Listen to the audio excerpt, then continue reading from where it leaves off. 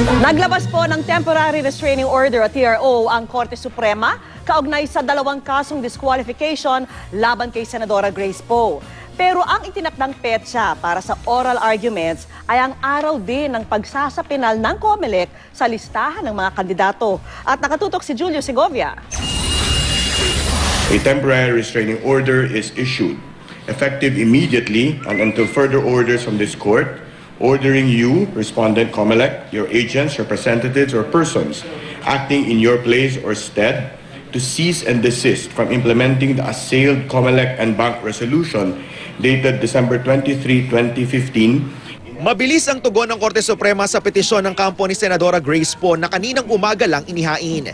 Pinagbigyan ni Supreme Court Chief Justice Maria Lourdes Sereno ang dalawang petisyon ni Poe na humihiling ng dalawang temporary restraining order para sa dalawang disqualification order na ipinalabas ng COMELEC noong December 23 na nagkakansela sa Certificate of Candidacy ni Poe dahil hindi raw ito isang natural-born citizen at wala pa raw itong 10 taong residency status hanggang May 2016 elections.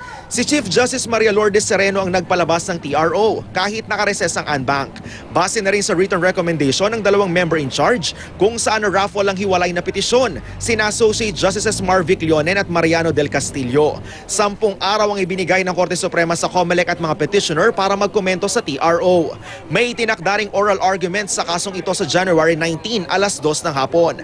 Kasabay ng oral arguments na itinakda para sa petisyon naman ni Rizalito David na kumukwestiyon sa desisyon ng Senate Electoral Tribunal pabor kay Grace Poe. Sa isang pahayag, nagpasalamat si Poe sa desisyon ng Korte Suprema. Buong-buo raw ang paniniwala niya sa judicial process sa bansa, lalong-lalo na sa kataas-taasang hukuman. At least po, wala na po kaming kaba ngayon na tatanggalin kagad yung pangalan namin sa listahan.